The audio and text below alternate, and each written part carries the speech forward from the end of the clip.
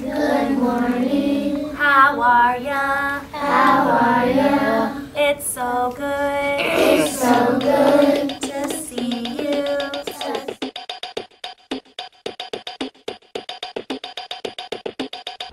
I remember when the days were long and the nights when the living room was on the lawn. Constant quarreling with childish fits and our clothes in a pile on the ottoman.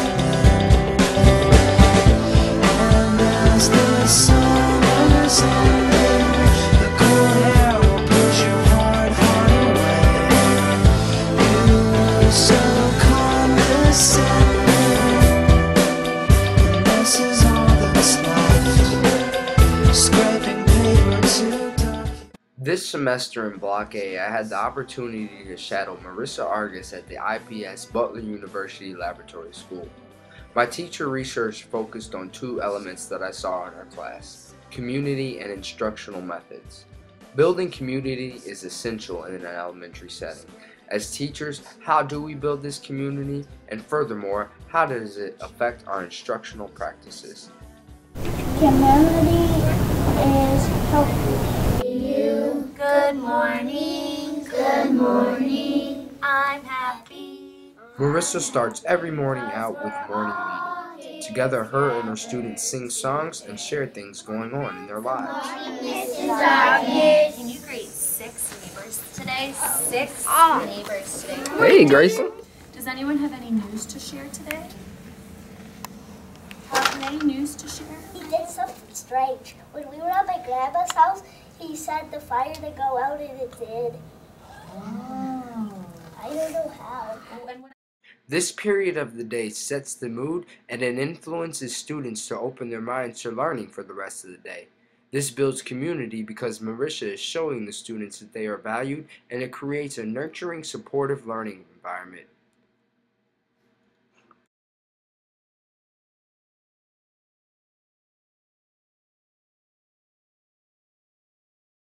Having good community will allow the teacher to use innovative instructional methods. One thing Marissa uses throughout the day is singing. This is a powerful instructional tool because it engages the students and it will be something they remember. Establishing community in the classroom allows the instructor to use these types of practices. 55, 60, 65, 70. Another instructional method that Marissa uses is the optimal learning model. In her workshops throughout the day, she models activities for her students and then they practice independently. Once again, the community element affects the instructional methods because it creates a supportive learning environment. Cards fairly.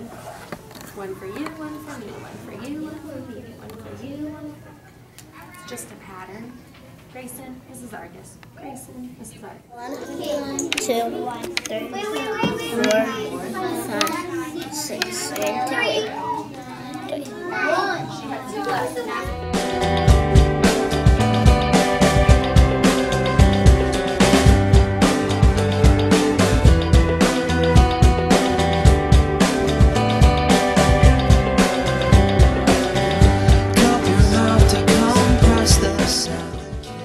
What comes to mind when we hear the word community? If you don't want to use words, then you can draw a picture. If you don't want to draw a picture, then you can use words. But we're just trying to figure out what you think community is. The community is like being respectful in something. Okay. Community is so essential to our classroom. It's something that we start working on day one. And it's something that is constantly changing, constantly evolving, and something that I'm constantly trying to push forward in our classroom to an even more positive place. I believe that when you have a strong community, you form lots of positive relationships. And when the kids are getting along with one another and respecting one another and respecting the adults in the room, and when the adults respect the kids, the most learning can take place. People are comfortable and people feel safe, so that's very important. We do 3 different types of workshops right now here at school. We have readers workshop, math workshop, and story workshop.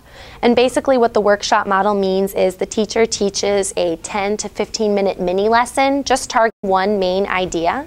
and typically there's a read aloud that goes with that lesson, and then the teacher gives the kids the opportunity to go and try whatever has been taught on their own. And during that time, the kids are spread around the room. You know, they're not working at desks because we don't have desks, but maybe they're laying on the floor, they're standing at a counter, or maybe they're moving around the room, acting something out with their body.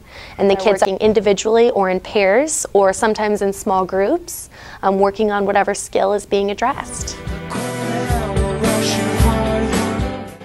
My teacher research project was a success, and not only did I learn from my research, but I created sacred bonds and relationships. I learned a significant amount about how to build community in the classroom in order to benefit instructional practices. This Block A experience was a monumental moment in my teaching career, and it has helped me develop as a teacher.